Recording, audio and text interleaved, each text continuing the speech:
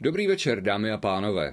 Když se řekne tajuplný templářský řád, těžko si představit něco ještě tajuplnějšího, než je templářský řád. Jeho účel, jeho praktiky, jeho pozadí, jeho velmi nestandardní, zvláštní, krutý a tajemný konec. Ale především věci, které o templářském řádu nevíme nebo se jenom dohadujeme, a věci, které se možná dozvíme už brzo.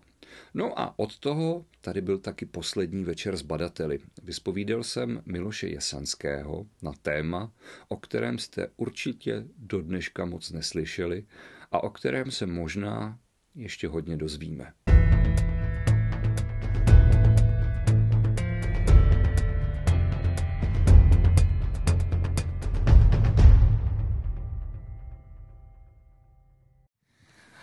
Dámy a pánové, já vám přeji dobrý večer u dalšího večera s badateli. Církevní historie zná minimálně desítky, ale i možná stovky různých zrušených organizací, zrušených řádů. Ovšem existuje jeden příběh jednoho řádu, který přetrval v našich znalostech ještě víc než 700 let poté, co ten řád byl zrušen. A protože ten příběh je dokonale tajemný, dokonale záhadný, tak jsem ho nemohl vynechat v tomto cyklu.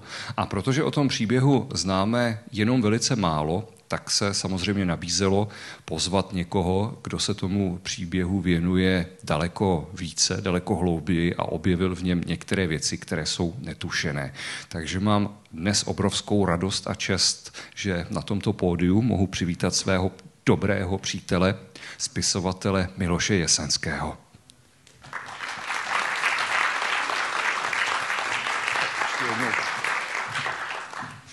Posaď se, zde tvůj mikrofon. Já, když se řekne templáři, tak si vybavím pátek 13., což je asi tak, řekněme, jedno z nejznámějších reziduí, které tenhle ten příběh tohoto řádu, dá se říci, determinují i u těch, kteří o templářích vlastně nějak víc řekněme, u nich nerezonuje. Moje první otázka je úplně jednoduchá. Říkal jsem, templáře známe všichni, přestože už víc než 700 let neexistují. Těch zajímavých příběhů v historii bylo spousta. Je nějaký důvod, proč známe právě templáře, přestože už neexistují takovou dobu? Určite sú to okolnosti, dramatické okolnosti zániku tejto rehole. Vieme, že pohybujeme sa v období, kedy vznikali križiacké rády v práve doby tej Svätej Zemi. Templári boli jeden z týchto náboženských križiackých rádov. Okrem templárov máme johanitov, samozrejme potom mečových rytierov a tak ďalej. Templári sú asi najromantickejšou odnožou tejto časti križiackej histórie. Ja sa domnievam, že tá legenda, to tajomno, tá mystickosť, ktorou boli obklopení, vznikla až po tých nešťastných udalostiach toho piatku 13. Možno je to príbeh o pýche a páde.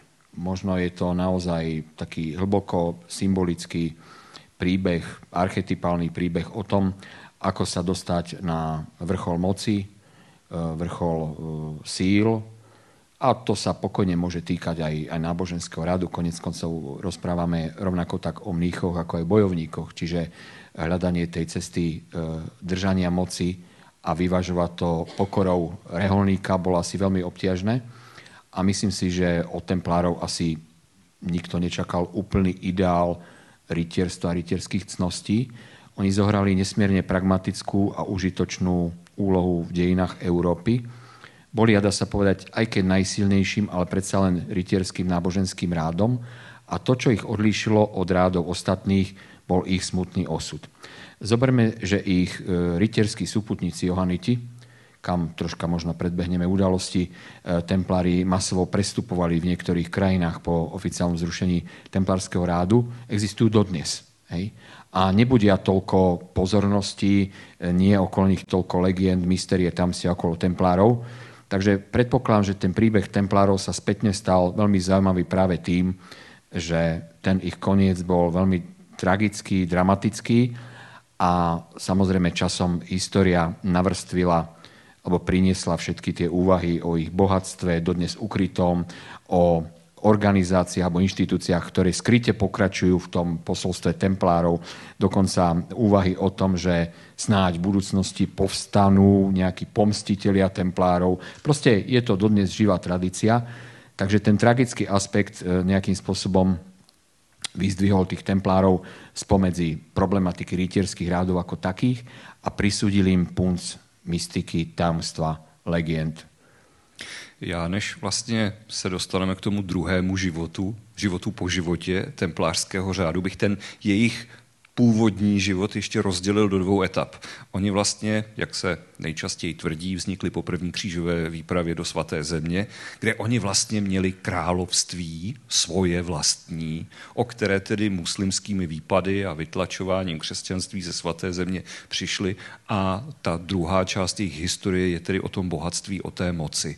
Dá se říct, jestli třeba protože templáři nebyli jediní, kteří vznikli v souvislosti s těmi křížovými výpravami, byli třeba oproti těm Johanitům byli početnější, byli silnější, odlišovalo je něco už v té první fázi, předurčovalo už je něco k tomu konci, nebo to je až ten druhý život, nebo ta druhá část toho života jejich řádu?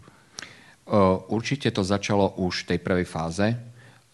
Mám dojem a myslím si, že potvrdia to všetci, ktorí sa zaujímajú hlbšie o históriu templárskeho rádu, že templári boli už od samého počiatku tí života schopnejší. Keď ich porovnáme s Johanitmi alebo s inými náboženskými rytierskými rádmi, ktorí povedzme neurobili možno až takú oslnivú kariéru, ale na druhej strane neprežili tak dramatický pád ako templári. Takže tá životaschopnosť templárskeho rádu bola vlastne akoby už ich kolíske. Tým sa to prejavuje aj, že zaujali v dobytom Jeruzaleme prestížne miesto. To bol bývalý Šalamúnov chrám, kde si teda zriadili svoju základňu, dnes by sme povedali veliteľské stredisko pre Blízky východ, pretože ich úlohou bola nielen ochrana pútnikov, ktorí od pobrežia smerovali k Jeruzalému a boli vystavení nájazdom proste islamských jazdcov a nebezpečiam, ktoré plynuli pri prechode púštnou krajinou, ale postupne pomáhali s rodiacimi sa silami, ozbrojenými silami Jeruzalemského kráľovstva zatlačať pôvodných obyvateľov čoraz ďalej a ďalej a vytyčovať na novo hranice outremeru, to znamená, to je ten špecifický výraz pre kresťanské zámorie na Blízkom východe a boli najvýznamnejšou asi vojenskou silou vo východnej časti Stredomoria v rámci týchto latinských štátov. Takže keby som to mal zosumarizovať, určite tá životaschopnosť. Druhá vec je určitý cieľ alebo poslanie, ktoré mali od samého začiatku, o ktorom príliš veľa nevieme a o ktorých viac špekulujeme, ako vieme, je, čo templári, pôvodní templársky rytieri hľadali v Jeruzaleme a práve na mieste Šalamúnovho chrámu. Tam sa spomína, že hľadali nejaké vzácne relikvie, ktoré tam mohli byť ukryté.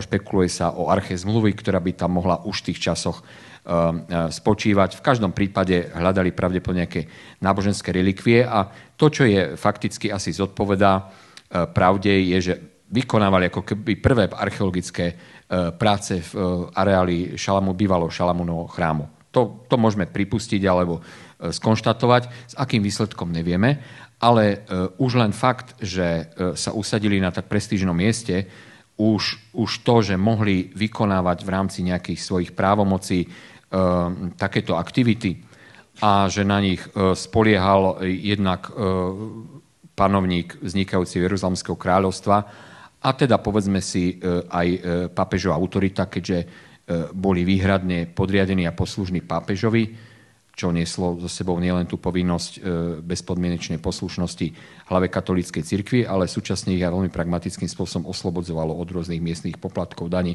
O tom sa ešte budeme rozprávať. Tak dokázali vybudovať na tie časy veľmi impozantnú vojenskú silu a jednoducho v tom boli najzdatnejší. Neskôr sa dostaneme k tomu, že templári neboli len bojovníci, reholníci, boli aj prví bankári. U Johanitoch sa to nehovorí. To znamená opäť, pokiaľ sa bavíme, a nehovorím to zlom, pokiaľ sa bavíme o peniazoch, tak templári boli pri nich prví. Hej. S tým, že isté, že dávali tieto finančné prostriedky do financovania tých aktivít na Blízkom východe, ktoré boli nepredstaviteľné.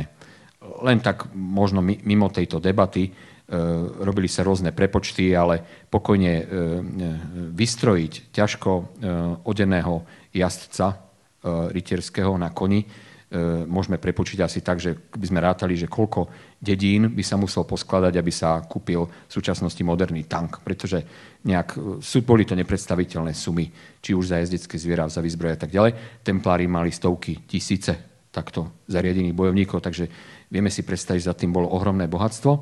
A keďže bolo za tým bohatstvo, bol za tým aj úspech a ten úspech im neskôr privodil pád a sekundárne spôsobil vznik mnohých legend a podaní o ich nepredstaviteľných podkladoch, ktoré sú dodnes niekde ukryté. Aj to teda priživuje tú legendu o nějakých prioritách templárov před jinými rádmi. Ještě než se dostaneme k těm pokladům, tak bych se chtěl zastavit u té, řekněme, protoarcheologie, ale ještě mimo řeknu, že mě začínají skutečně bavit tvé příměry templářské doby k dnešní době. Už padl už druhý, přirovnat náklady na těžkého jezdce s tankem. To je skutečně jako novum, to jsou ty momenty, kvůli kterým tyhle ty debaty rád vedu.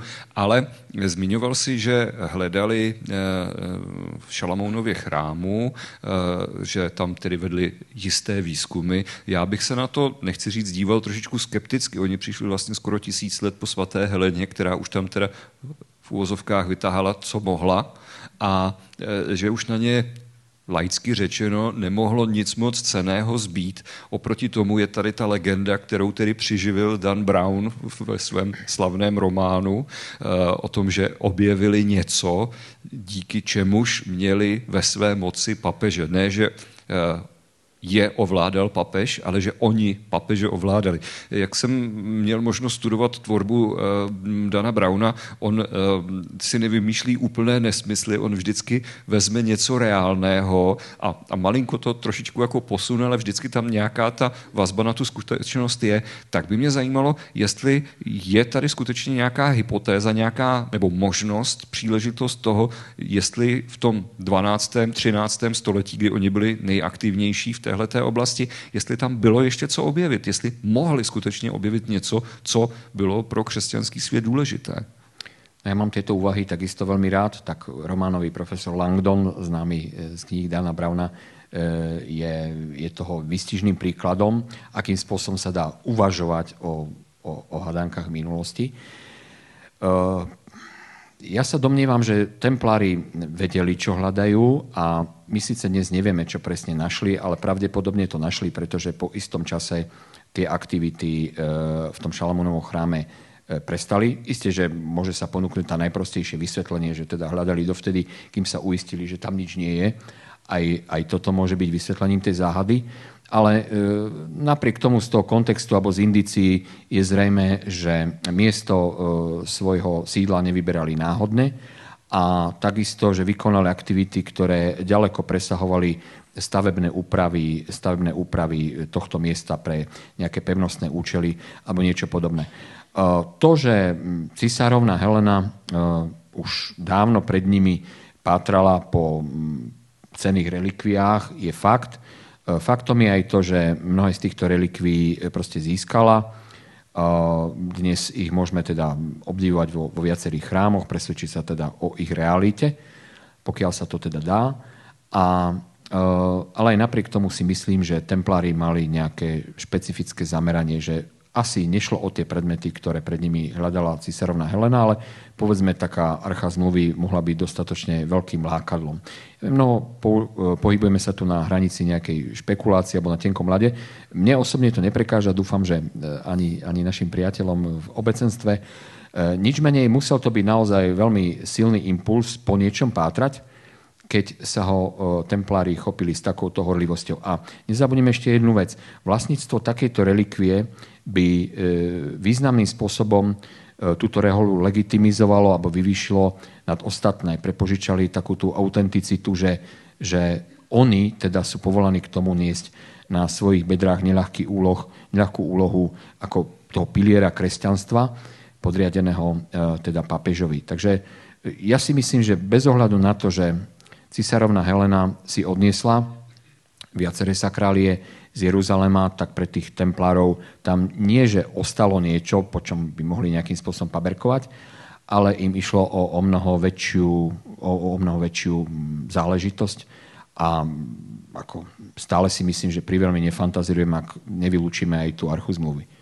Dobře, já jsem zaslechl samozřejmě Archa úmluvy, zaslechl jsem i variantu Svatý grál, ale tady mi nesedí jedna věc. Pokud tedy já jako templář se téhleté vzácné, nejvzácnější relikvie zmocním, tak abych ten vliv, který mi propůjčuje, mohl uplatňovat, tak se přece musí vědět, že já ji mám. Ale o tom nemáme žádné zprávy. Úplne stačilo, keď o tom vedel Svätý Otec. Tak potom tam začína teda spor o tom, že či teda Svätý Otec manipuloval s templármi, alebo templári čiastočne manipulovali so samotným Svätým Otcom. Ale viem si predstaviť, že v tom nastavení cirkevnej a mocenskej hierarchie, aká bola v tej dobe, stačilo mať na svojej strane proste rímskeho pontifika a jednoducho nebolo autority, ktorá by spochybnila nároky templárov. A ja sa domnievam, a to hovorím v dobrom, že tí templári dostatočne ohúrili Vatikán na to, aby považoval vlastne pápež templárov za skutočne elitnú, ale pápežskú armádu, ktorá bola súčasne nadnárodná, čo je veľmi zaujímavý postreh. Ja sa k tomu dostanem dokonca v súvislosti s krajinami Koruny Českej a bývalým Uhorským kráľovstvom, tak asi sa k tým nadnárodným silám alebo pôsobeniu dostaneme. Ale myslím si, že týmto spôsobom si získali pápežovú autoritu a ako náhle ju mali, tak bolo jasné, že nebolo svetskej alebo cirkevnej moci, ktorá by mohla čeliť ich vplyvu a bohatstvu a konec koncov, prečo by to kto robil, síce to neskôr prišlo s kráľom Filipom IV. Pekným, ale to bolo o mnoho rokov neskôr, pretože templári naozaj niesli to veľké bremeno bojov vo Svätej Zemi, financovali mnohé projekty, neboli to len výstavba pevnosti, ale aj výstavba flotíl, obchodných flotíl, bankárske služby, k tomu sa dostaneme, výstavba rôznych poľnohospodárskych latifundí, pretože živiť, obliekať a vystrojovať nielen ich armádu, ale aj ostatných bojovníkov si vyžadovalo obrovské materiálne finančné nasadenie. Takže nebolo vlastne v záujme nikoho, aby proti templárom brojil a pokiaľ to aj niekomu napadlo, tak myslím si, že si veľmi rýchlo uvedomil, kde je jeho miesto. A keď si to porovnáme s účinkovaním ďalších rytierských rádov, napríklad Teutonský rád, alebo teda už spomínaní Johanniti a maltérsky rytieri, vidíme, že boli určite svojím významom ako keby sekundárni, slabší, ale nesúperili s tým templármi. Ako si uznávali ich ako v pozícii nejakého staršieho, silnejšieho brata, a ktorý bol síce, oni boli v tieni jeho, ale skôr sa mi zdá, že sa snažili tie vzťahy harmonizovať tak, v každom prípade nešli do konfliktu s templármi. Boli obdobia, kedy za nejakých konkrétnych historických obdobiach tí veľmajstri Johannitov a templárov sa nemali príliš v láske, ale to bolo skôr potom možno na nejakých osobných alebo osobnostných animozitách, ale fungovali ako celok a ukázalo sa to napríklad aj pri páde Zámoria, kedy teda došlo k zániku latinských kráľovstiev vo východnom Stredomorí, kde teda Johanniti s templármi skutočne do posledného dychu bojovali za Jeruzalemské kráľovstvo, hej, a priniesli tie obete. Hej. Ale samozrejme nezabránili tým udalostiam, ktoré potom prišli. To se právě dostáváme, kam jsem se přesně chtěl přesunout. To je ta druhá část jejich příběhu. Křížové výpravy tedy ve svém celkovém výsledku byly neúspěšné. Muslimské vpády a útoky byly silnější. Křesťané vyklízejí svatou zemi. Dá se očekávat, že tedy s koncem hlavního úkolu templářů právě v té svaté zemi by měli končit i templáři. Ale oni se přesunují do Evropy, těžištěm jejich moci je dnešní Francie a stávají se, řekněme, nesmírně bohatými a vlivnými přímo právě v té západní, především západní Evropě. Ty jejich bájné poklady, souvisí to spíš s tím, co našli ve svaté zemi, nebo s tím, řekněme, s tím jejich bankovnictvím? Máme tady nějaké indicie, které by mohly, řekněme, naznačit, jestli ty poklady, o kterých se vykládá, jsou skutečně potom ty historky, které se nabalily až v průběhu času, anebo je tam něco, z čeho by se dalo usuzovat, že třeba nějaké racionální jádro tam mohlo být, že bylo něco cenného, co vlastně zmizelo a mohlo být právě zmizeno tím, že byl zlikvidován řád templářů. Táto téma má viacero vrstiev, musíme ich postupne teda odkrývať od takých napolí mýtických až po vyslovene pragmatické, ale budeme tak tú cibulku šúpať vrstvu po vrstve a doberieme sa, povedzme, viacerých vrstiev tohto problému. Najprv k tomu, možno k tým počiatkom, či našli, nenašli.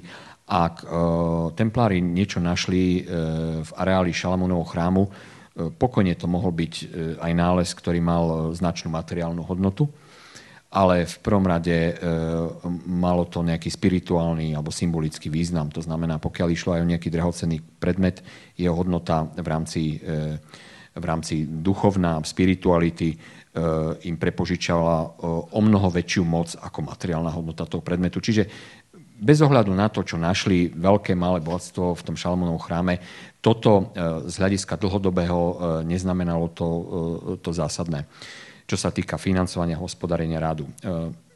Mnohí historici uvažujú o tom, že templári, keď vycúvali zo Svätej Zeme alebo byli vytlačení, došlo k zániku latinských kráľovstiev, došlo k ich veľkej hospodárskej újme v tom zmysle, že prišli o državy, ktoré tam mali tam konkrétne hrady, konkrétne majetky, konkrétne poľnohospodárske úsadlosti, ktoré zabezpečovali chod alebo významným spôsobom sa podielali na chode Jeruzalemského kráľovstva alebo tých latinských kniežatstiev.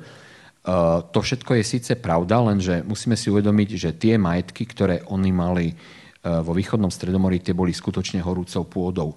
Pokiaľ sa tam podarilo niečo dopestovať, vyrobiť, proste nejakým spôsobom zužitkovať, všetko sa spotrebovalo priamo na mieste. To znamená, ak tam boli kameňolomy, ktoré prinášali stavebný lomový kameň, okamžite sa používali na výstavbu tamojších hradov.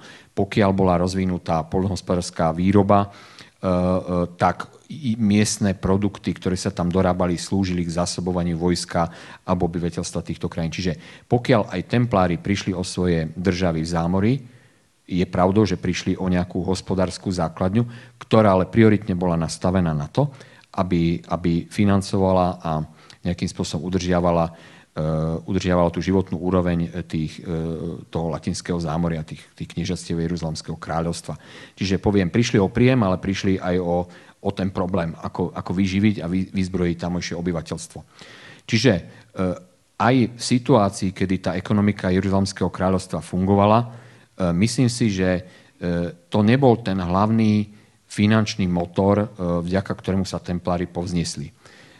Tie financie získavali predovšetkým v európskej časti svojich držav, vo Francúzsku, v Nemecku, v Českej republike, budeme špekulovať o tom, či aj na Slovensku, v každom prípade v dnešnom Maďarsku a v južnom Poľsku a tak ďalej, kde v relatívne pokľudnom zázemí, v tom zmysle, že nečelili nejakým inváziám proste moslimských vojsk a tak ďalej, nejakým masívnej vojne, tá pôda tu nebola pre nich horúca. V pokoji tieto latifundie, tieto statky hospodárili a naozaj tie komendy, to znamená miestne veliteľstva templárov na európskej pôde primárne neboli určené na to, aby niečo bránili a ochraňovali.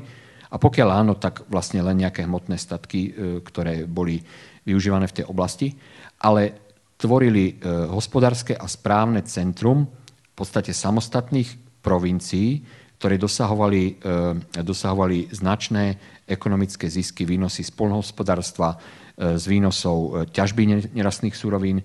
Keď budeme špekulovať o Slovensku, tak hlavne napríklad oblasť Banskej Štiavnice, ktorá bola klenotnicou vtedajšej Európy, ale dostaneme sa k tomu. Čiže toto prinášalo nesmierne zisky. A teraz prečo? Pretože neboli zdaňovaní, nepodliehali žiadnym iným poplatkom a ekonomika slúžila vyslovene ich potrebám a potrebám Svätej stolice. Čiže tým, že podliehali pápežovi, financovali aktivity pápežov, preto mali harmonický vzťah s hlavou katolíckej cirkvi, pretože boli nielen, by som povedal, takou širokou vatikánskou gardou k ruke pápeža, ale hlavne, by som povedal, plnili vatikánske pokladnice nepretržitým prílevom proste drahocennosti, ktoré boli potrebné k udržiavaniu a vykrývaniu rôznych potrieb. Čiže to bohatstvo sa dopomohli hlavne v európskej časti, plus to bolo obchodovanie. Templári mali vlastnú flotilu, ktorou teda prevážali výzbroj, zásoby a bojovníkov do Svätej Zeme. To sa príliš nepáčilo Janovčanom a Benátčanom, ktorí si zakladali na tom, že proste túto službu, kývadlovú prepravu do Svätej Zeme by radi boli videli výlučne vo svojich rukách. Nič menej templári si to zaisťovali vlastnými prostriedkami, mali svoje obchodné lodstvo, to znamená mali spôsob, akým obchodovali po brehoch Stredomoria, v Lamanskom prielive a tak ďalej a tak ďalej. Čiže bolo to predovšetkým obchodovanie a hospodárska činnosť v Európe kombinovaná s nulovými daňami a vlastne ako by som nechcel povedať, že s samovolným alebo samostatným operovaním s finančnými prostriedkami. A posledná vec, ktorú ľudia málo kedy vnímajú v súvislosti s templármi a ich bohatstvom, je, že my templárov väčšinou hovoríme, že proste bojovníci, rytieri v bielých plášťoch s červeným krížom, ktorí boli aj súčasne reholníkmi. To znamená, zoberte si, je to veľmi zvláštne zladiť v sebe mentalitu bojovníka a mentalitu reholníka. A teraz tú dispozíciu mocou s pokorou. Hej, to prinášalo určité problémy. Hej, poviem veľmi pragmaticky, to nebolo len o tom, že kedy sa modliť a kedy bojovať, ale napríklad na templárskych rytierov sa často nevzťahovali dni pôstu. To znamená, jedli mesité jedlá aj v pôstne dni, pretože zase vzhľadom k špecifiku ich duchovnej služby v brnení potrebovali mať silu. To znamená, templársky rytier nemohol mať bezmesitú stravu, pretože jednoducho by nevládal bojovať. Takže mali napríklad takéto ústupky. To je veľmi len jeden taký pragmatický moment z ich života. Čiže toto všetko nejakým spôsobom zohľadňoval, že reholník a bojovník a nejakým spôsobom sa to harmonizovalo. Ale hovorili sme o ekonomike, to znamená, templári boli geniálnymi bankármi, vymysleli v celku absolútne jednoduchú vec, ktorá dovtedy nikomu nenapadla, že teda zložil si, ja neviem, nejaký finančný obnos v templárskej komende v južnom Francúzsku, šiel si do Svätej Zeme bez peňazí, nemali ťa kde orabovať, o čo nemusel si to skrývať, nesol si len potvrdenie hodnoverného miesta templárskej komendy a keď si sa dostal šťastne do Jeruzalema pod ochranou templárskych rytierov, ktorí sprevádzali tých putníkov, tak v jeruzalemskej pobočke si oproti tomu potvrdeniu vybral mince. Hej. A za to si účtovali nejaký drobný, dnes mi povedal, u nás je transakčná daň na Slovensku, asi ste o tom počuli. Takže niečo v tomto zmysle. Bolo sme zase u těch příměrů k té současné době. To je už asi tretí. No. A čiže áno, poskytovaním týchto služieb, ktoré boli ale výhodné pre všetkých, jednoducho templári držali veľkú hotovosť, mali dostatočné finančné imanie na to, aby mohli vstupovať, vykonovať rôzne nákladné finančné operácie, vrátane nákupu nehnuteľností, pozemkov, požičiavania financií bez úroku. Podotýkam, to v stredoveku ako nepatrilo k dobrým mravom. A zaväzovali si takýmto spôsobom miestnych vládarov, miestnych úradníkov a tak ďalej. Čiže napriek tomu, že ako keby nemali výnosy z požičiavania týchto peňazí, budovali si silné spojenectvá, kontakty a podobne. Čiže tie peniaze tam zohrávali veľmi veľkú úlohu a keď sme hovorili o ich konci, tak zapričili na ich pád. Lebo keď sa hovoríme, že templár je príbeh o vzostupe a páde alebo o pýche a páde, musíme povedať aj to, že boli v tom peniaze, ale v tom slova zmysle nie je vzlom pre templárov, pre reputáciu templárov, ale pre reputácii tých, ktorí ich chceli o tie peniaze pripraviť. Dobře, to je právě na jednu stranu, řekněme, takový trošku protimluv. Oni vlastně, když to tak pojmenujeme, tak vymysleli dokonalý mechanismus, jak si zajistit, řekněme, nezlomnou moc.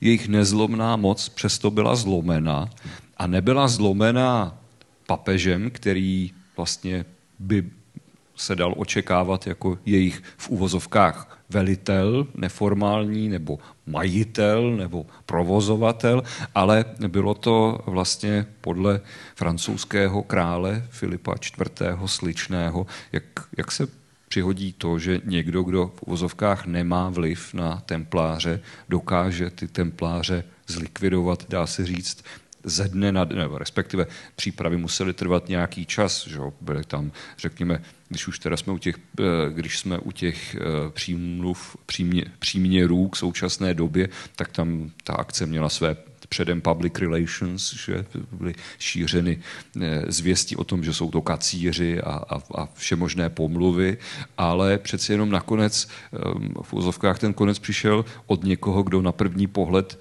ho neměl mít možnost přivodit. Jak si vysvětlit to, že to nebyl papež, že to nebyl právě Kliment V., ale že to byl Filip IV.? No, opäť ide o viac vrstevnatý problém. Začneme možno tou najviditeľnejšou príčinou, alebo jednou z tých najviditeľnejších príčin. A to bolo vazalské postavenie de facto pápeža Klimenta V. voči francúzskému kráľovi. On bol vyslovene v jeho područí. Čiže ja poviem tak, že bol viac menej figurkou v rukách francúzskeho kráľa. Myslím, že už to začalo Klimentovým predchodcom Bonifácom, ktorý bol v podstate donútený kapitulovať pred mocou francúzskeho kráľa, ktorý si nejakým spôsobom uzurpoval privilegium vplývať na politiku pontifikov. Čiže v každom prípade môžeme povedať, že Klement V. bol hračkou v rukách francúzskeho kráľa. To je prvý moment. Ale templári neboli hračkami v rukách pápeža. Respektíve boli síce samostatne operujúcim rádom s obrovským vplyvom, obrovským bohatstvom, ale nejakým spôsobom sa nesnažili o odstrihnutie od pápežskej moci. To znamená, do poslednej chvíle boli verní tej pápežskej autorite a mám taký pocit z historických materiálov, že do poslednej chvíle ani neverili, že ich môže stretnúť taký osud. Hej. Je možné, že tou váhavosťou pápeža, ktorý ich určite nedokázal varovať a určite by ich nedokázal ani ochrániť, neboli vystrihaní tým, že môže im to navodiť tento koniec. Vieme, že nejaké obavy alebo tušenia tam boli, ale myslím si, že do poslednej chvíli verili tomu, že sa to nejak vysvetlí.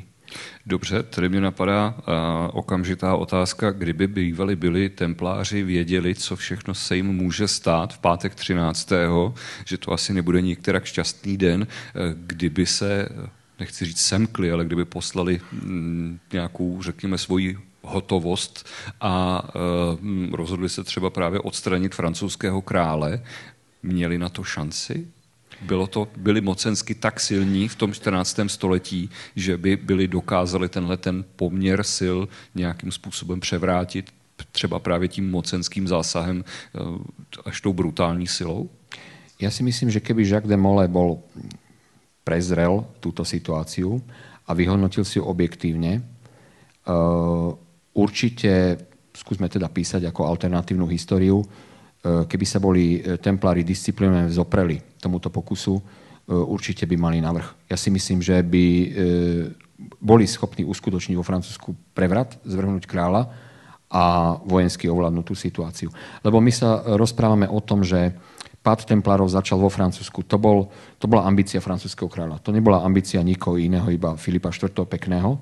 Vieme, že pápež bol vlastne kvázi prinútený chtiac, nechtiac k takej spolupráci alebo k nečinnosti, ktorou on zavrel tú pascu okolo templárov, ale určite Filip IV. Pekný nemal v úvodzovkách kráľovských komplicov v okolitých kráľovstvách. Naopak to mohla byť len, aj to bolo neskôr tak vnímané, s veľkou neľúbosťou, pretože tým, že sa dostal aspoň k časti templárskeho bohatstva, pozdvihol dočasne svoju moc, tak ohrozoval svojich susedov. Proste okolitým štátom predsa nezáležalo na tom, aj francúzsky král sa mocenský a finančne pozdvihol, povedzme, a predstavoval pre nich oveľa väčšiu hrozbu ako dovtedy. To znamená, francúzsky král bol v tom sám, hoci teda s úctyhodným aparátom, ale v prvom rade išlo naozaj o sprisahanie. To nebol nejaký otvorený boj, ale domnievam sa, ak by Jacques de Molay prehliadol tú situáciu, templ v centre Paríža bol prakticky nedobytnou pevnosťou a odtiaľ mohol vydať rozkazy proste stačilo by templárske komendy vo Francúzsku, aby kladli ozbrojený odpor a navyše by vedel vyslať posolstvo do okolitých krajín, kde by teda tie templárske jednotky, ktoré tam boli alokované, prišli na pomoc. Myslím si, že francúzsky kráľ by to proste neustal. Hej. Navyše, ono celé to bolo v takej atmosfére neistoty, nikto nevedel, čo sa presne robí. Tie obvinenia síce predtým sa objavili také tie ako pomluvy a neskôr teda bol zinscenovaný nejaký súd, ale myslím si, že väčšine prítomných vrátane súdcov bolo jasné, že tie obvinenia boli pritiahnuté za hlavu a určite nelegitimizovali ten nepriateľský akt, ktorý vlastne vykonal francúzsky kráľ proti templárom. Templári boli jednoducho paralýzovaní. Ja si myslím, že Jacques de Molay do poslednej chvíle neveril vlastným očiam. Domnieval som, že všetko sa vysvetlí. Dožadoval sa audienciu u pápeža. S pápežom sa stretol, ale pápež vlastne bohužiaľ nepohol ani prstom. Neskôr sa obmedzil len na nejaké také, nezmie povedať, nejakú diplomatickú nôtu alebo nesúhlas, ktorý ale templárom proste absolútne nepomohol. Ale konkrétna odpoveď na tvoju otázku je, ak by ho Jacques de Molay prehliadol túto situáciu, bolo by to presne naopak. Padol by francúzsky kráľ a templári by vojensky ovládli tú situáciu.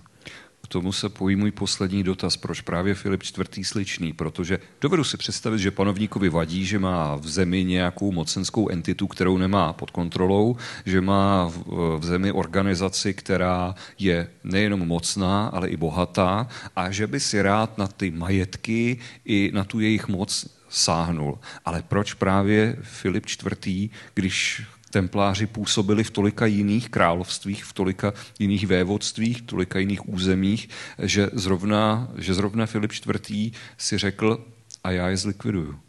To je veľmi jednoduché, lebo historicky dokázané, že bol jedným z ich najväčších dlžníkov. Takže on bez toho, aby sa možno zmocnil podstatnej časti ich bohatstva, odpísal si neuveriteľný dlh, ktorý mal proste otvorený u templárov.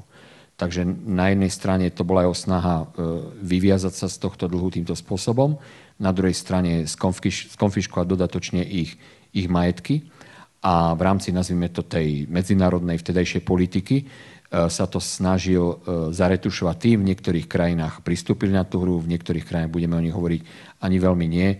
Vlastne akoby ponúkol tým ostatným panovníkom, že však zrekvirujte aj vy svoje majetky. To znamená, ako keby pozvali k spolupáchateľstvu na tom zločine proti templárom.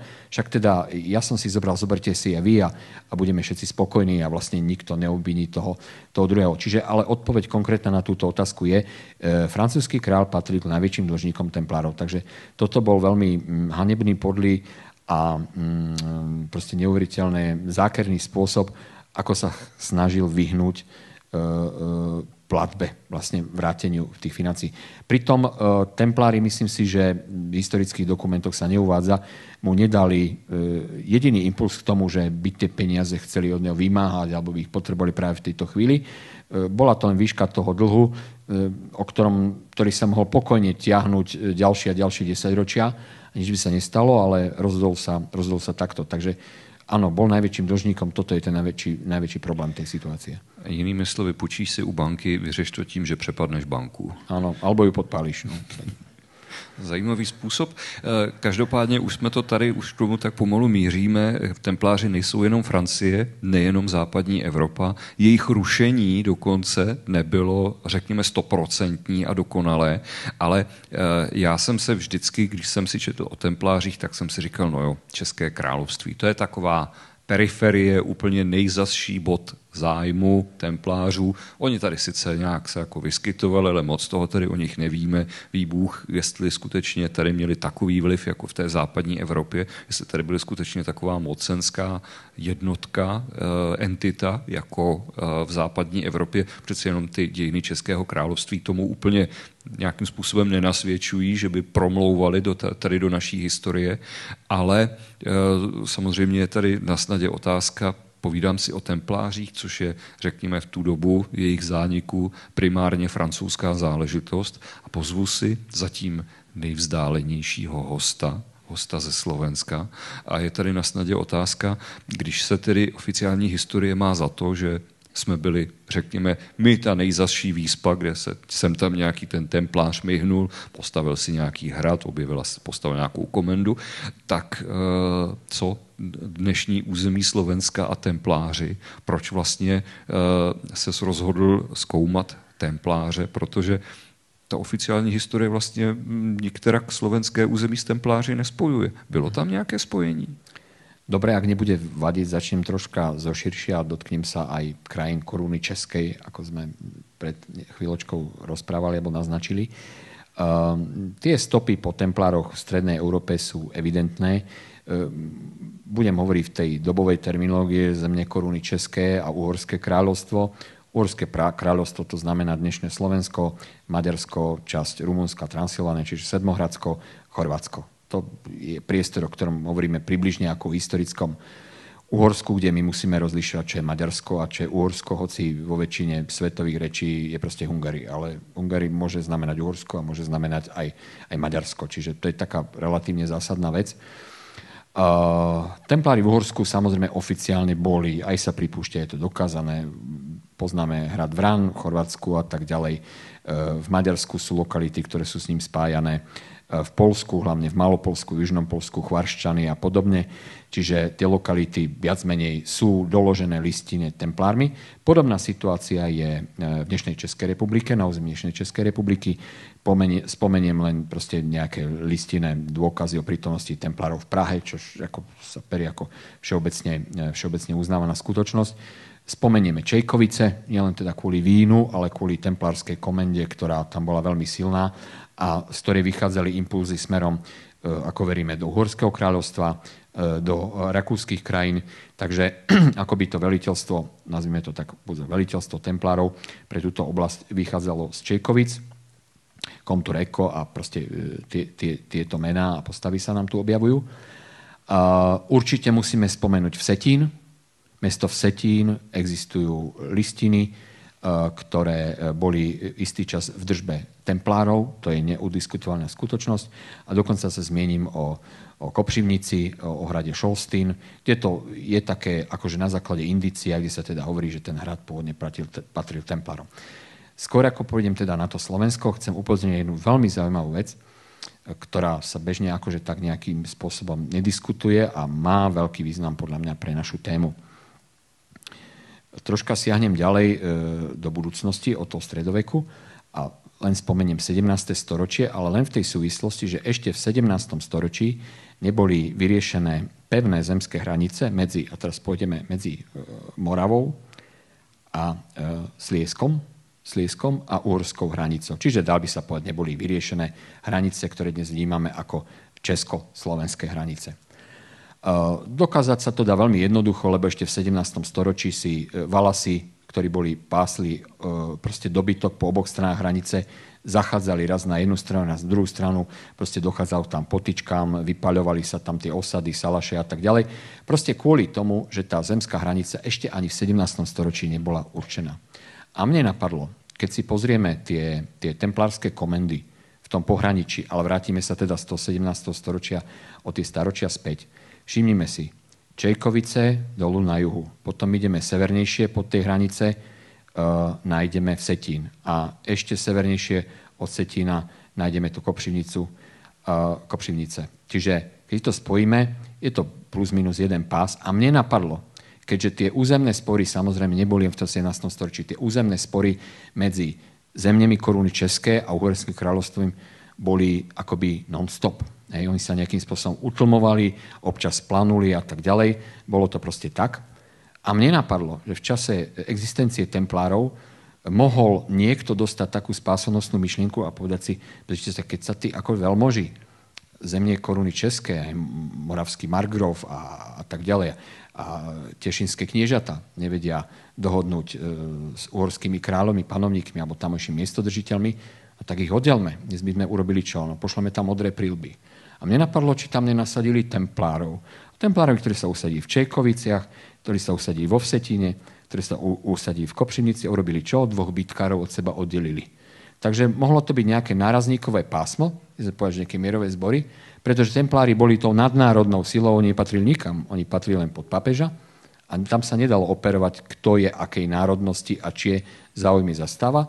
Videl sa, že templári zastávajú záujmy pápeža a pokiaľ pápež by posvetil myšlienku, že však chodte a tieto sporné územia nejakým spôsobom od seba oddelte, aby nedochádzali k tým potičkám, tak to mohlo plniť takúto funkciu. Ja viem, je to možno zase prenesený model zo súčasnosti do minulosti, ale je zaujímavé o tom uvažovať, zvlášť keď sa človek pozrie na mapu.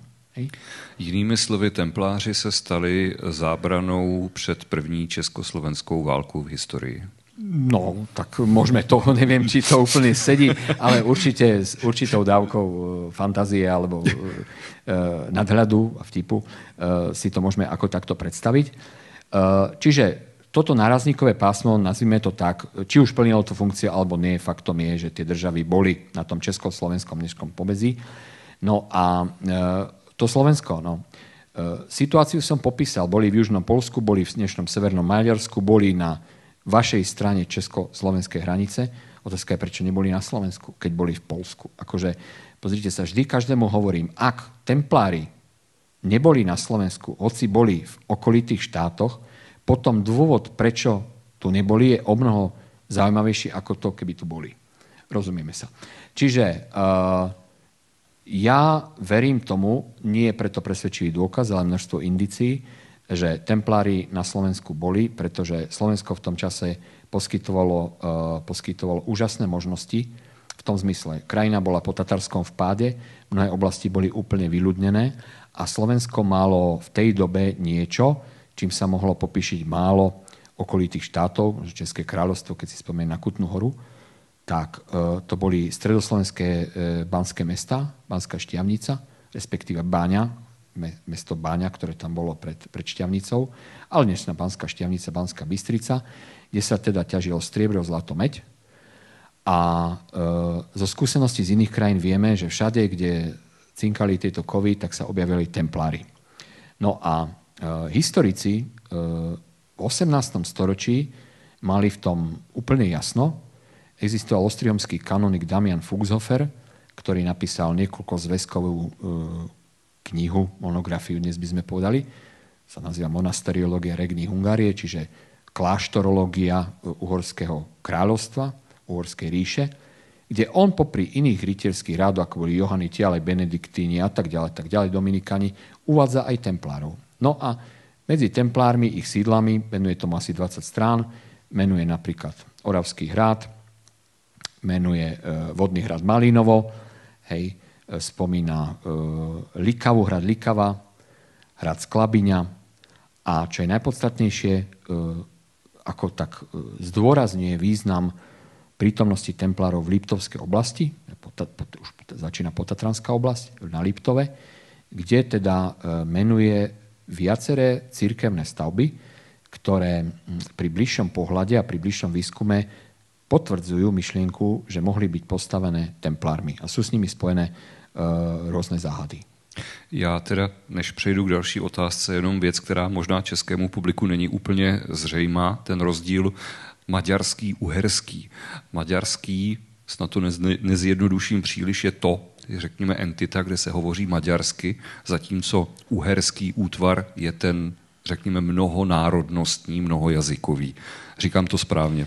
Áno, z toho ponímania by sme mohli povedať, že aj obyvateľia v Rumunsku alebo Chorvátsku boli Uhrami, neboli Maďarmi, boli Uhrami, lebo boli obyvateľia Uhorska, takisto ako Slováci boli Uhrami. Hej. Navyše sa bavíme o období, kedy k tej nácii sa ľudia tak vehementne nehlasili.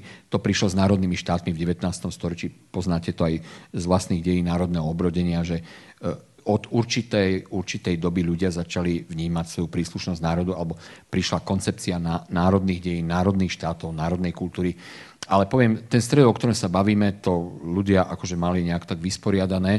Oni vedeli, kam patria, ale nejak si nezakladali na svojej národnosti. To znamená, ja som Slovák, ja som Maďar, ja som Chorvát, ja som Rumun. Tak toto proste nefungovalo. Lebo jednoducho ľudia v tom čase boli veľmi spätí s miestom, kde vyrastali. Zoberme si, že život podaných 90% sa viazal k tomu fliačiku pôdy, kde sa narodili aj zomreli a aj deti a tak ďalej, tak ďalej. A vzdelanci a šľachtici, ktorí mali nejaký rozlet alebo nejakú mobilitu v rámci kráľovstiev, no tak to boli vzdelaní ľudia, ktorí sa rozprávali a dohadovali latinsky.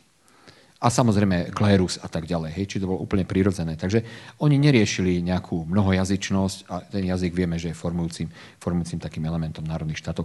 Ale trošku sme akože... To jsme odbočili, já jsem tu odbočku udělal právě kvůli tomu, že u nás to není zas až tak úplně zažité, tohleto vnímání. Každopádně ta argumentace, že tedy pokud byli v Polsku, v dnešním Maďarsku, pokud byli u nás, proč by nebyli na území dnešního Slovenska, samozřejmě dává smysl. Ovšem zase skeptik by řekl, čím odvážnější hypotéza, tím pádnější a pevnější důkazy a hmatatelnější důkazy jsou potřeba k jejímu podepření.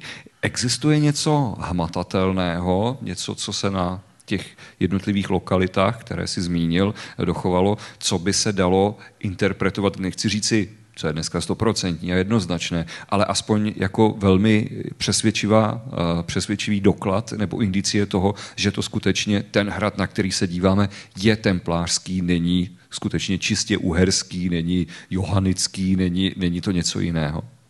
No, jak môžem, napísal som takú knižku po stopách templárov na Slovensku. Tá vyšla už v roku 2008, ale teraz vychádza, sa povedať, taká neaktualizovaná verzia, je voľné pokračovanie, templárske poklady na Slovensku, kde som sa teda už nebal použiť tento Dan Brownovský názov, ktorý sľubuje určite akoby nejaké indície alebo nejaké argumenty v prospech toho, že templári na Slovensku boli. Nemáme až toľko času, ale zamerám sa na jednu alebo dve lokality, ktoré mňa nesmierne fascinuje. Keď si budete robiť dovolenku na Slovensku a pôjdete do Tatier a vyskytnete sa na Liptove, pôjdete cez Ružomberok, je to rýchliková stanica. Na okraji Ružomberku existuje kostol Všech svätých, dnes je teda v správe Liptovského múzea v Ružomberku, stojí úplne osamotený v poli. Je to kostol z 13. storočia, pravdepodobne ešte aj starší, s krásnou freskovou výzdobou. A o tomto kostole zaznamenali starší cirkevní historici v 18. storočí, že teda patril templárom. A nie len to, ale sú dokumenty, ktoré sa ale nepovažujú za vierohodné alebo sú spochybňované, nič menej existujú, ktoré hovorí, že v krypte tohto kostola Všech svätých v Ludrovej, alebo na okraji Ružomberka, obec Ludrová, odpočíva templársky majster Gottfried z Herbersteinu. Toľko je tento údaj. My sme pátrali po tomto šlachticovi, templárovi. Našli sme človeka veľmi podobného mena, neistého osudu, ktorý bol vizitátorom pre Čechy, dokonca pre Poľské kráľovstvo týchto templárskych komend.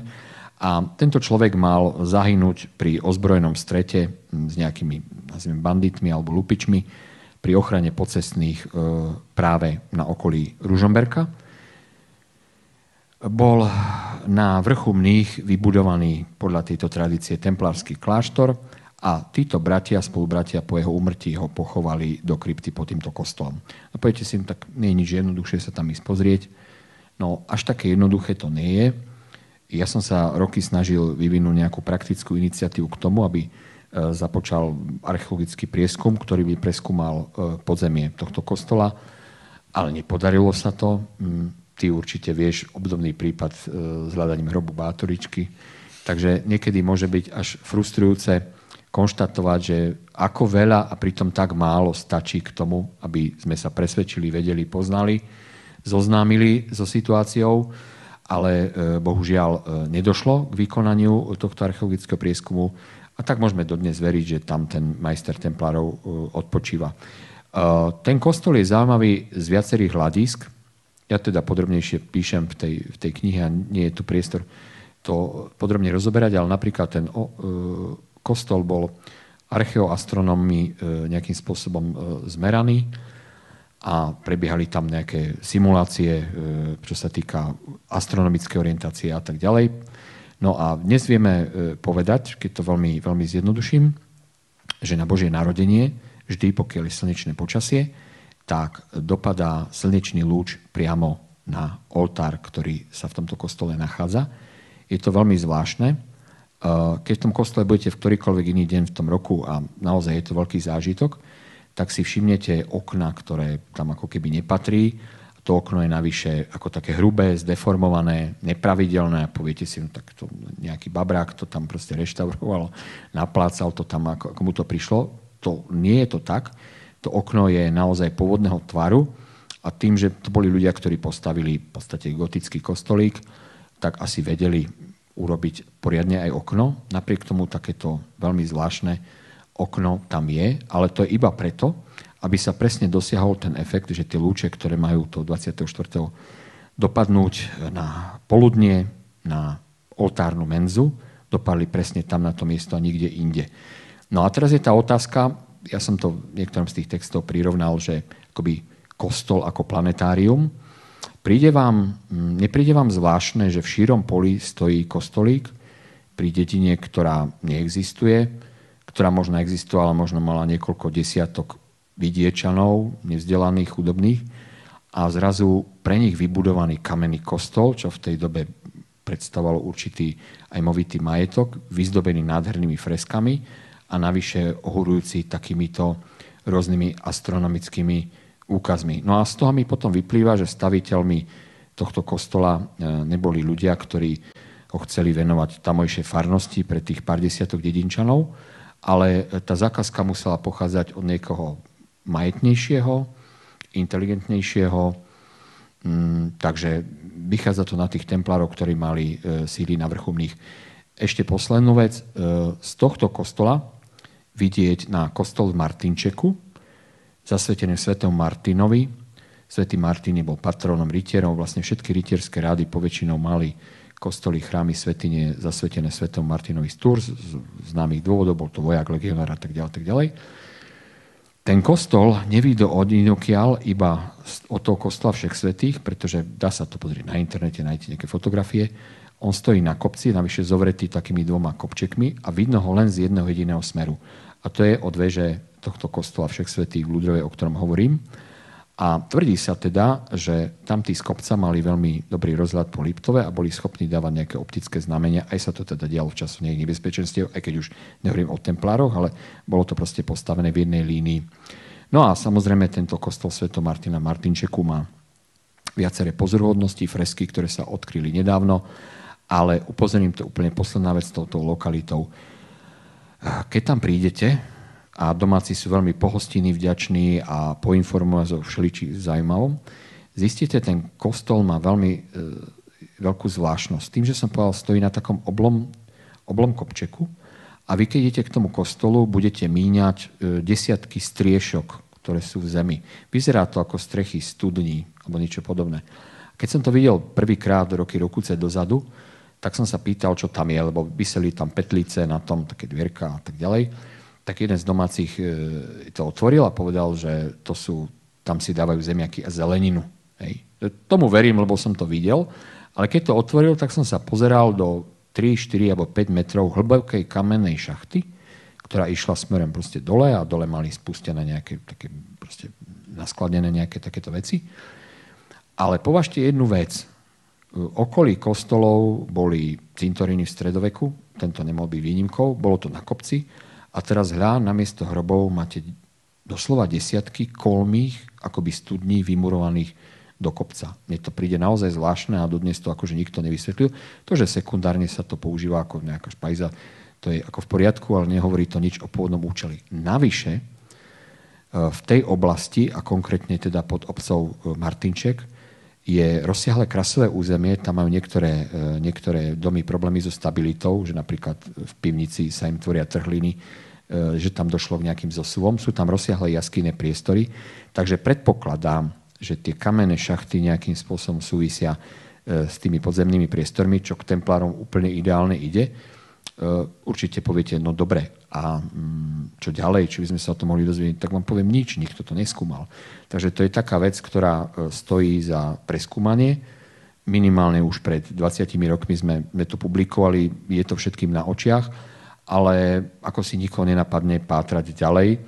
No a mnohí historici alebo archeológovia sa proste k tomu stavajú chrbtom. Takže nepovažujú to za dôležité preveriť. Takže možno bavíme sa o indíciách a možno stačí tak veľmi málo, ale pritom z hľadiska nejakej administratívy je tak hrozne veľa, aby sme sa dozvedeli, ako to je. Čiže do vašej pozornosti dávam tieto dva kostoly, keď pôjdete dovolenkou na Slovensko, na okraji Ružomberka, Martinčeku a v Ľudrovej, ktoré ja považujem, je to hypotéza, ktorej ale verím, že ide pôvodne templárske stavby. To, co naznačuješ tímhletím příběhem, je tedy, že je to věc, která je sice ve fázi, řekněme, hypotézy, ale hypotézy, která ještě ani nebyla prověřována. To mě nedá nezeptat se na to, jestli, jak říkáme my Češi, jedna vlaštovka jaro nedělá, Němci říkají einmal, keinmal, je těchto lokalit, které by nabízely takovéhle spojitosti, je toho na Slovensku víc? Určite áno. Tá knižka, ktorá vyjde teda bližším mesiacom, má cez 300 strán, takže tam sa dá o tom počítať. Ja som teda sa snažil zhromaždiť nepriame dôkazy v oblasti heraldiky, v oblasti národopisu, to znamená výskyt niektorých legend, niektoré heraldické zvláštnosti, niektoré staršie písomné pramene. Ono je otázka, čo môžeme považovať za autentické alebo nie. Poviem to takto. Ak pôjdeme veľmi hlboko do stredoveku, poviem, že na základe jednej vety v nejakej stredovekej krojnike sme schopní vyvodzovať ďalekosiahle úvahy a rekonštrukcie. A keď čítame dielo cirkevného historika, kanonika Ostriomskej diecezy, človeka váženého, povolaného, ktorého celoživotným dielom bolo urobiť súpis kláštorov v Uhorsku a on do nich bez myhnutia oka zaradil aj templárov na Slovensku a citoval tam niektoré listiny, ktoré ale škarohlídi hovoria, no dobre, sa nezachovali, ale určite si ten kanonik nefabuloval. To znamená, mal prístup k listinám, ku ktorým my dnes nejakého dôvodu, z dôvodu zničenia a tak ďalej, prístup nemáme. A teraz je to otázka dôveruj, že kde sa začína historická veda? A ja som mnohokrát počul, že no ale my nemôžeme brať tvrdenia historikov minulosti vážne, lebo vtedy to ešte veda nebola, to začínalo byť veda niekedy v druhej polovici 19. storočia. A toto je, že oni neboli kritickí, ale hľadali pravdu. Aj my sme ľuďmi, ktorými hľadáme pravdu a ja z vlastnej skúsenosti a témy presahujúcej doďaleka tému templárov viem, že väčšinou sa človek mýli tým, keď povie, že niečo nie je možné, ako keď že to pripustí, že to by aj možné byť mohlo. Takže tých indícií je množstvo. Áno, priznávam poctivo, nie je jediný rukolapný dôkaz, ale hovorím, možno sme len na krok k tomu, aby sme získali náhrobok v Západoslovenskom múzeu v Trnave úplnou námatkou, ktorý ešte archivár a historik už dávno nežijúci s zvláštnym menom doktor Ovidius Faust označil ako templársky, pretože držal som jeho pôvodnú kartu múzejnú tesne po druhej svetovej zo 46.7. je napísané templársky náhrobok z Piešťan a dnes ho nájdete v katalógu len ako rytierský náhrobok.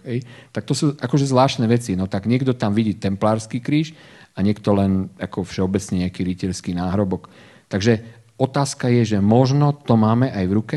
Milan Augustín, ktorý našiel vo Vyhniach mimochodom jeden z templárskych majetkov prisúdených templárom kamenné lavábo, skôr taký žľab, ako napájadlo pre kone a on teda tvrdí, pretože je tam nejaké vročenie z čias, kedy tu neboli ešte ani bežné arabské číslice, ktoré je zaznamenané na tomto kamennom lavabe a on teda tvrdí, že to bol žľab pre napájanie koní, čo už samo o sebe, viete, nikto, kto v tom čase choval dobytok, by si nedal nikdy námahu, aby takýto žľab vyrobil. A navyše je tam teda tá templárska tradícia. Možno, že toto je ten dôkaz. On teda tvrdí, toto je žľab, z ktorého zrejme templári vo Vyhniach napájali svoje kone. No ale tá reakcia verejnosti ani nie, historikov nie je taká zhovievavá a stále je množstvo ďalších vecí, že zle to čítame, nie je to vôbec tak a tak ďalej, tak ďalej. Čiže možno tie dôkazy v rukách aj máme, len ich prehliadame, ale tých indícií, nazvime ich takto, je toľko. Ja osobne som presvedčený o tom, že templári na Slovensku boli a ak neboli, potom ten dôvod, prečo sa Slovensku vyhli, keď boli všade inde, je o mnoho podivuhodnejší, ako keď sa ukáže, že raz tu boli. Ale ja verím, že ešte za môjho života sa dožijeme toho, že bude uskutočnený takýto zaujímavý objav. Možno vtedy, keď teba pustia v Čachticiach do predpokladnej krypty Alžbety Bátoriovej. Možno ja budem mať to šťastie, že približne v rovnakom čase zostupím do krypty kostola Všech svätých v Ľudrovej a najdeme tam templářského rytiera. Už jsem se trochu bál, že přijde pokyn, jako bych vyrazil do Ludrové. Každopádně tu svoji misi v Čachticích nepovažuji v tuto chvíli a ještě dlouhou chvíli nepovažuji za, řekněme, odsouzenou k realizování, spíš naopak.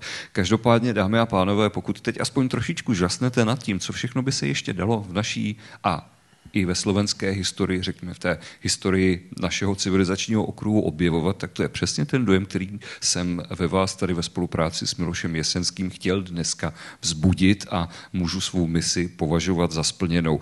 Než dáme prostor dotazům, ještě se zeptám, jak přesně se bude jmenovat publikace, která přinese všechny tyhle indicie a kde všude bude k sehnání. Knižka sa bude volať Poklady templárov na Slovensku, veľmi neskromne, takže to si bude dať zapamätať. Vychádza v júni a bude v dispozícii určite aj v Českej republike, buď cez megaknihy alebo niečo podobné. Určite nie je problém, alebo existuje Martinus.cz, dnes tá distribúcia slovenských kníh do Českej republiky je pomerne komfortná, takže budeme o tom informovať, budeme robiť aj nejaké promo tej publikácii, takže pevne verím, že ak ste si dokázali dohľadať informáciu o našej dnešnej debate tu o templároch, že celkom určite vám neunikne aj táto publikácia. A hovorí sa, že každý si to svoje vlastné chváli, ale vrelo vám doporúčam do pozornosti, ak vás táto téma zaujíma. A sám budem zvedavý, povedzme aj na vaše ohlasy, na to, čo sa v tejto knihe dočítate. A pevne verím, že niečo sa predsa len pohne, niečo sa zmení a budeme môcť byť svedkami obdivuhodných vecí. Tak abych i já pochválil sám sebe, nebo to svoje, tak musím říct, že mě velmi příjemně překvapilo množství, počet vás, kteří jste vážili cestu až sem. A co se týče toho cloumání tím byrokratickým aparátem, tak bych tady chtěl vznést, položit takový, řekněme, neodvolatelný závazek, že považoval bych si za čest, kdybych mohl taky trošku s tím zacloumat a že asi mám teďka zase jeden z námětů, kam se v nejbližších týdnech a měsících vydat, až ta knížka bude na světě a bude třeba co ověřovat i v terénu a podívat se tam. Každopádně zase jsme se trošičku zapovídali, což doufám není úplně na závadu, ale aby jsme nehovořili jenom o to, co napadne mě a tady mého vzácného hosta, tak bych poprosil o částečné rozsvícení v sále a o třetí mikrofon, protože evidentně téma templářů je dosud i po těch více než 700 letech evidentně stále živé a máte-li nějaký dotaz, tak určitě budeme rádi, když nám ho položíte.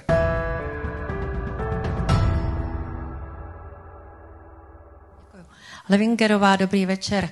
Chci se zeptat, jak jsem se mohl jako muž stát templářem? Co jsem musel všechno mít nebo splnit a tak dále?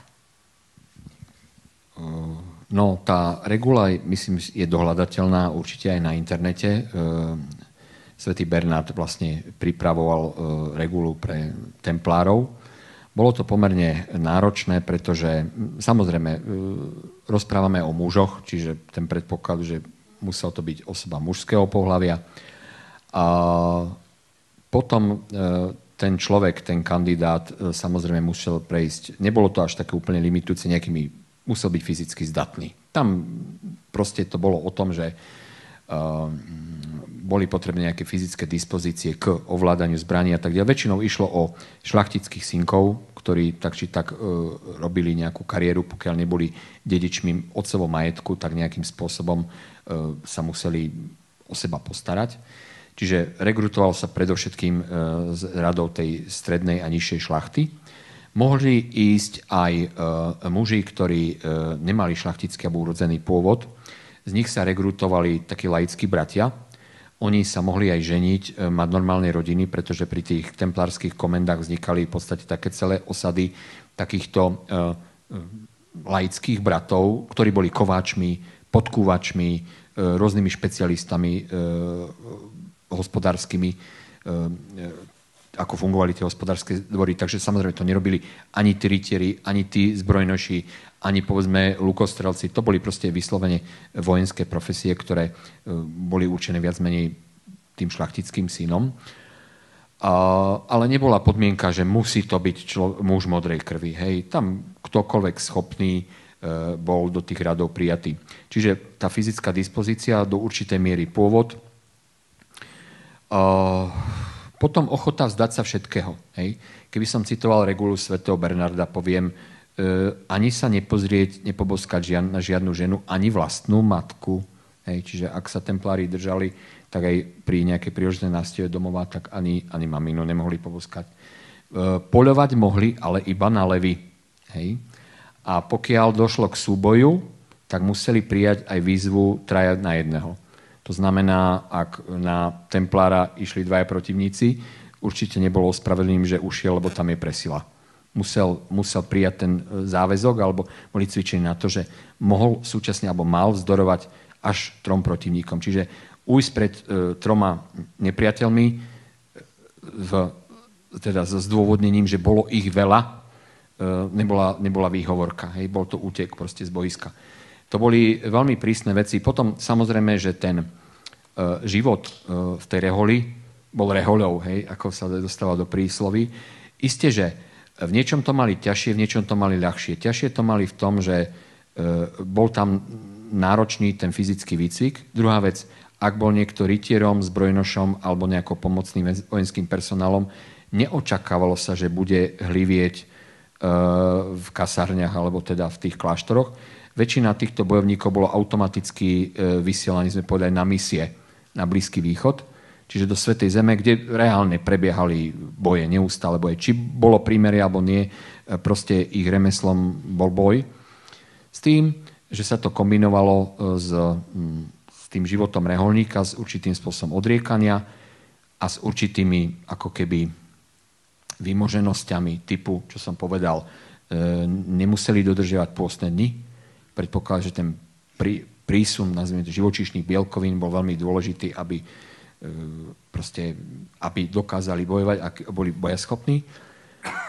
Takže keď to veľmi zovšeobecním, tie reguly sa dajú nájsť na internete. Ak toto všetko bol ochotný mladý muž obetovať s tým, že jeho život mohol a nemusel mať dlhé trvanie, no tak potom sa stal templárskym rytierom. Prijal samozrejme tú prísahu, tam bezpodmienečná poslušnosť a tak ďalej. Zaujímavé je, že templári opäť jedna z vecí, ktoré mali niečo ako pre veteránov vybudovať nejaký systém. To znamená, ak sa podarilo tomu bojovníkovi zostarnúť v službe, tak už na staré kolena nebol posielaný na boisko alebo do nich, ale buď sa venoval výcviku a tak ďalej. Čiže mali aj nejaké také sociálne zabezpečenie. Tým, že to boli mnísi, tak poviem, že ako náhle prestal bojovať, tak vykonával takú tú civilnú. A netreba zabudnúť posledná vec, že on bol síce aj vojenský a charitatívnym rádom, oni mali aj špitále.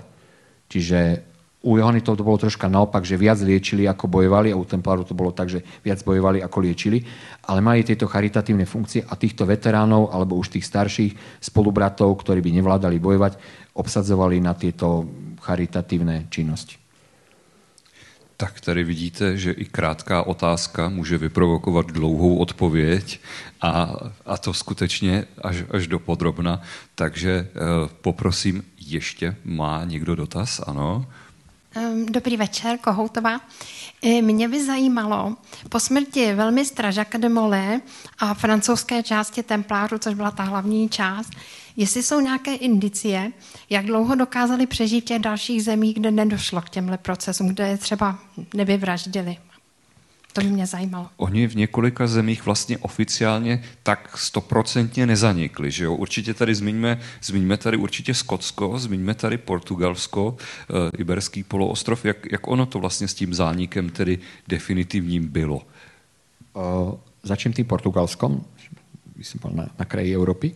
Tam to bolo úplne bezproblémové, pretože templári sa tam vlastne zlúčili alebo prešli pod rád Kristových rytierov, ktorý tam účinkoval. Portugalský král absolútne nevykonal voči ním žiadne nepriateľské činnosti. To znamená, ten prevod majetku a mužstva pod v podstate inú rovnošatu prebehol úplne bez problémov. V iných európskych krajinách to bolo veľmi podobné, ale určite nie bez problémov, lebo nie všade sa zachovali k templárom takto priaznivo a zvlášť niektorí v rámci tých menších územných celkov, tí miestni veľmoži si veľmi radi prilepšili na templárskom majetku.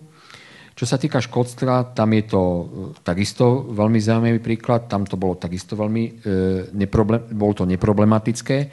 Keď vezmeme, že anglickí templári, ktorí boli, tak sa uchýlili do toho Škótska, kde dokonca pod gestiou škótskeho kráľa do určitej miery zachovali svoje insignie a tak ďalej. Čiže tam sa dá povedať, že ten panovník sa tak až trucovito postavil, že nie, že tu nič také nepraktizujeme.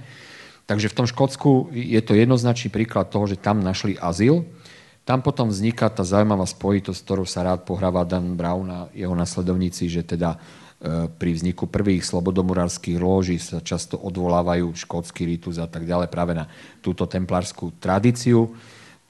No je otázne, do akej miery je to oprávnené, ale do istej miery to dáva logiku, ak si uvedomíme, že teda v tom Škótsku tí templári akože relatívne nerušene, Roslinská kaplnka a tak ďalej, tak je to známe, Dan Brown a Svätá krv, Svätý grál a podobné knihy to pertraktujú. Čiže v tom Škótsku áno.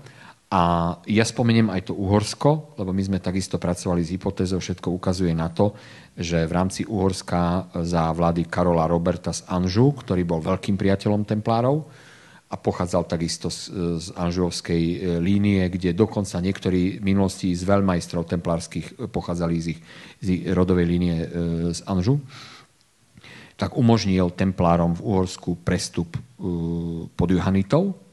A dokonca, že táto časť templárov bojovala v bitke pri Rozanovcach, kde teda porazil východoslovenských veľmožov a stal sa uhorským kráľom, takže im vďačil za mnoho. A ešte je zaujímavé spomenúť príklad bitky na rieky Slaná, kde teda uhorské vojsko vzdorovalo templárom a kráľ Belo IV. Sa zachránil útekom od tejto bitky, kde teda uhorské vojsko bolo na hlavu porazené, ale vďaka tomu, že tam bojovalo 300 templárskych rytierov, ktorí všetci padli, aby umožnili vlastne únik kráľa z obklúčenia. Takže tie dejiny uhorskej kráľovskej dynastie sú do značnej miery prepletené s templármi a príchodom Anžuovcov na uhorský trón, menujte Karola Roberta, ktorý prišiel z Neapola. To bol, a hovorím navyše, z rodiny, ktorá v minulosti dala viacerých veľmajstrov ako rodinných príslušníkov a nejakým spôsobom bola previazaná s templármi, tak v čase, kedy Filip IV. Pekný robil záťah na templárov, tak Karol Robert umožnil podľa všetkého prestup uhorských templárov pod Johannitov. A to by vysvetľovalo otázku, že prečo nie sú dokumenty, prečo nie sú žiadne dôkazy. Pozrite, ak on nebolo ani v záujme templárov, aby sa zachovali záznamy o ich predchádzajúcom majetku. Pretože ako náhle prešli pod Johannitov a samotní templári, predpokladám, že ničili akékoľvek listiny, ktoré by zväzovali už nadobudnutý majetok pre Johannitov s ich templárským pôvodom. Pretože pokiaľ by také svedectvo bolo, tak povie, že král mohol zhabať, to je templársky majetok, ale pokiaľ oni sami zničili listiny, tak nebolo sa o čo oprieť. Čiže dôvodom, prečo je tak veľmi málo dôkazov, môže byť aj tý, že samotní templári ako náhle sa presunuli pred ochranné krídla iných rytierských rádov, sami ničili dôkazy o pôvode svojho majetku, aby mohli proste nerušene plynule prejsť do rádu Johannitov. A domnievam sa, že aj Johanniti za svoju existenciu ďačia templárom, pretože oni vydržali dodnes, maltézákov, maltézských rytierov. Poznáme, to je vlastne jedna línia od Johannitov. A poviete si, vidíte, tí Johanniti mali šťastie, že tým templárom sa proste zlomil väz. A oni možno taký ten mladší brat v tých rytierských rádov, taký troška v tieni, pretrvali. No ale pretrvali zrejme preto, lebo v momente, dá sa povedať, vydýchnutia toho templárskeho rádu prišla tá infúzia aj materiálna, aj personálna, ktorá posilnila tých Johannitov a pomohla im preklenúť vlastne celé to dejinné obdobie do súčasnosti. Veď si zoberte, že je to fascinujúce, aby dodnes existoval rytierský rád, ktorý bol založený de facto pred 1000 rokmi, nazvime to tak, a je tu stále s nami. A viem si zase predstaviť, že oni majú sami sebou písanú históriu, niečo vieme o tom pri pohľade zvonku, ale možno, že oni vedia niečo, čo nevieme my. A možná něco ví Vatikánský archív. Áno, to rozhodne. Ten by měl zaznít. Ještě než zazní třetí dotaz, tak jenom teda brutálně zjednoduším, že zatímco ve francouzském království byli templáři zlikvidováni, po většině Evropy byli, řekněme, převedeni na jinou práci pod jinou značkou, ale ve Skotsku se částečně dochovala i ta jejich značka, dá se říct. Ano. Takže ta likvidace nebyla úplně 100%. Dotaz číslo 3. Dobrý večer, Jan Korča. Měl bych dotaz k tomu vrchu Mních na Liptově. Pokud vím, tam archeologové dělali nějaký výzkum, našli tam nějaké latinské zbytky, ale nenašli tam stopy žádného středověkého kláštera. Nedělali jste tam nějaký výzkum, nebo neplánujete ho náhodou? Áno, bol tam vykonávaný archeologický výskum, ale to nejaké stredoveké osídlenie, aspoň minimálne nič sa nepublikovalo, čiže aké výsledky má. Podľa všetkého nemá, neexistujú takéto výsledky.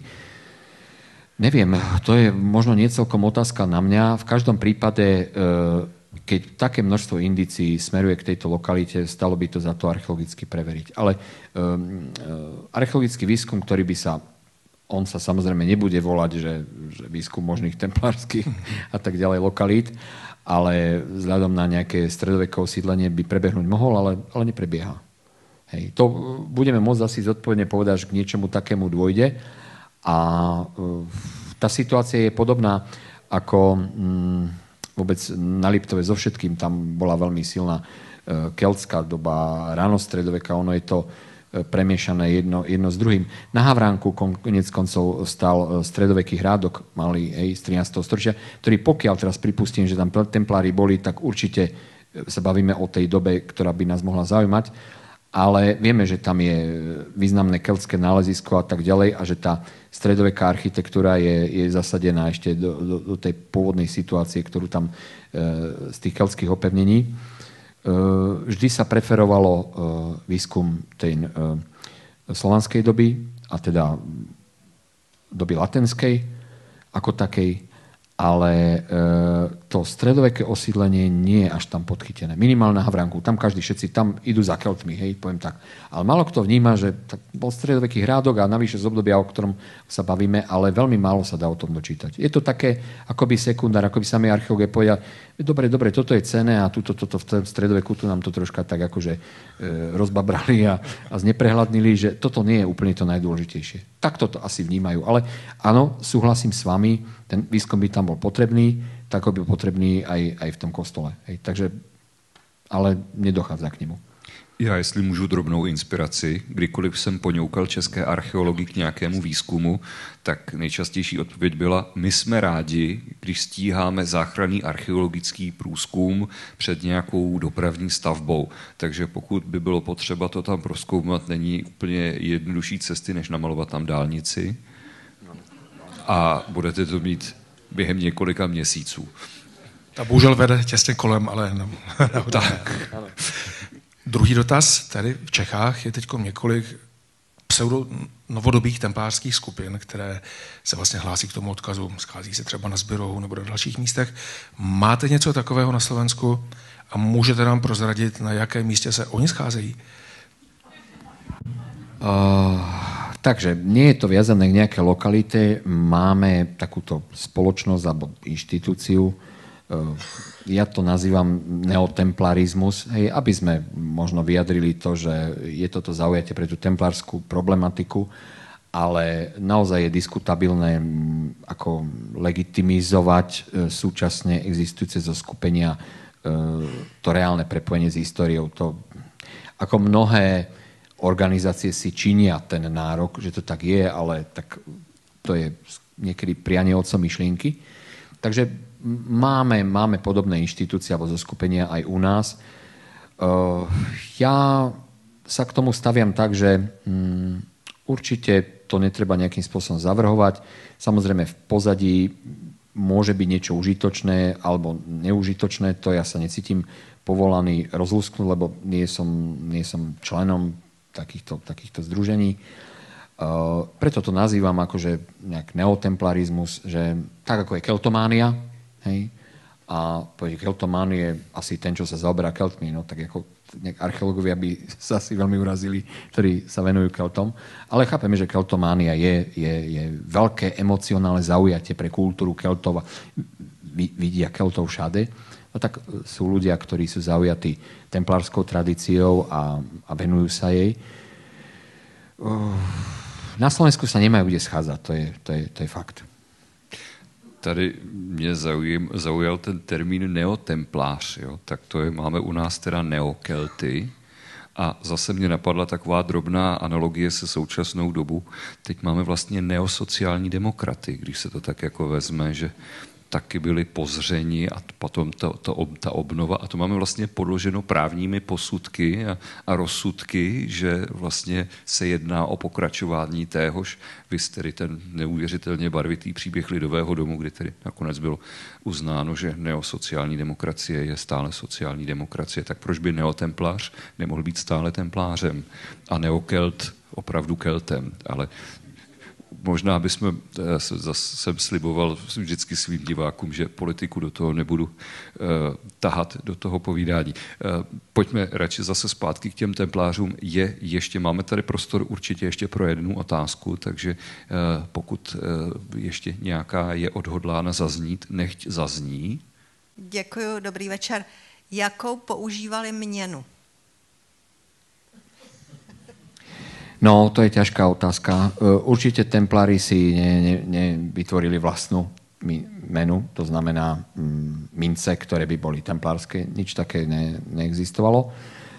Používali sa mince lokálne kolujúce v tej oblasti.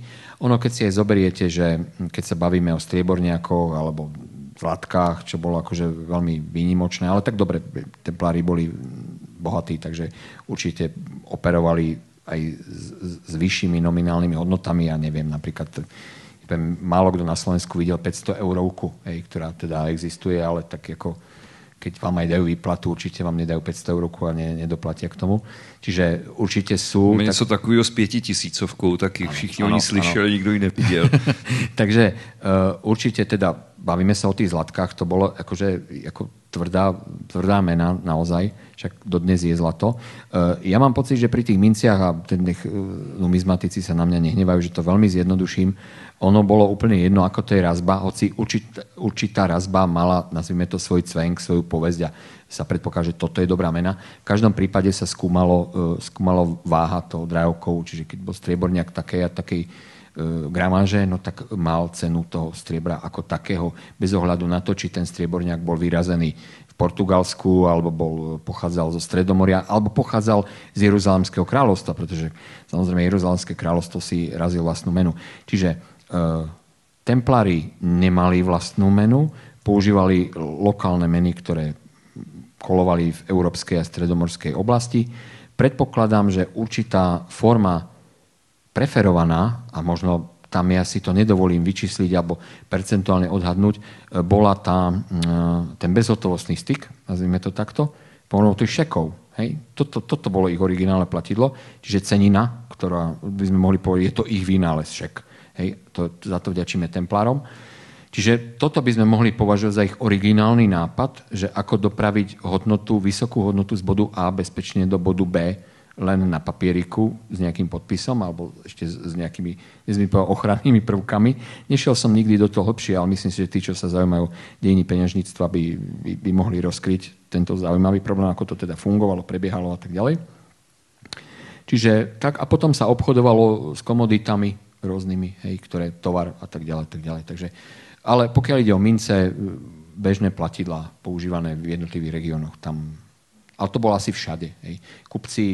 Bežne kupci, nachádzame poklady archeologické, kde sú rôznorodé mince. No prečo? Pretože v tom mešci nemali spravidla mince rovnaké nominálne hodnoty, z rovnakej krajiny pôvodu a tak ďalej, mali rôzne mince. A templárov, keďže boli zdatní obchodníci, takisto disponovali menami rôznych kráľovstiev, rôznych kniežatstiev a tak ďalej, tak ďalej. Ale ako hovorím, pozrite, v konečnom dôsledku to bolo jedno, aký to bol strieborňák, dôležité, že to bolo striebro a vážilo toľko, a to isté u zlatiek. Aj keď ten predpoklad tej kvality, teraz by kvality materiálu, že nebol nadstavovaný ten drahý kov, tak tam určite bol, ale myslím si, že to mincovníctvo, puncovníctvo toho materiálu bolo veľmi starostlivo strážené. Já bych k tomu ještě dodal, že není nic složitějšího než středověké a raně novověké peněžnictví, kde skutečně platnost těch jednotlivých měn nebyla dána skutečně jenom tím územím, ale řešilo se právě ten obsah toho kovu a něco jako virtuální jednotka, něco, co před zavedením eura bylo eky, tak rozhodně virtuální měna není až novodobá záležitost. I ve středověku a v raném novověku se měny různě převáděly právě přes takovéto virtuální jednotky. Jednou jsem se v tom pokoušel vyznat s úspěchem poněkud nevalným. Tím bych asi zakončil naše dnešní povídání, dámy a pánové. Velmi příjemně mě překvapilo, jak neskutečně bohatá může být historie templářů, ne ani tak ta objevená, jako spíš ta dosud neobjevená. A na závěr bych strašně rád popřál svému hostu, aby aspoň část těch objevů, které někde tuší, že někde mohou být, aby se mu jich co nejvíc podařilo realizovat. Děkuji vám, končí tímto, řekněme, druhý ročník cyklu Večery s badateli a já se na vás budu těšit opět na podzim, kdy budou opět další hosté, opět další témata. Laťka je, Miloši, teda sakra vysoko. Děkuju.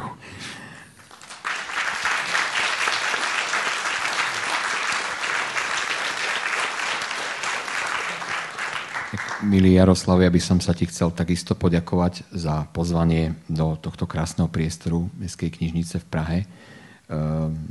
Som veľmi rád, že ste boli takým úžasným, prajným a priateľským publikom. Takže verím, že ten čas, ktorý sme tu spoločne strávili, bol užitočný aj príjemný. Takže ešte raz vám naozaj veľmi úprimne ďakujem a budem rád, keď spoločne budeme aj v budúcnosti uvažovať, rojčiť a rozjímať nad pokladmi templárov na Slovensku. Takže ďakujem vám veľmi pekne a prajem vám všetko dobré. Snáď niekedy zase dovidenia na budúce.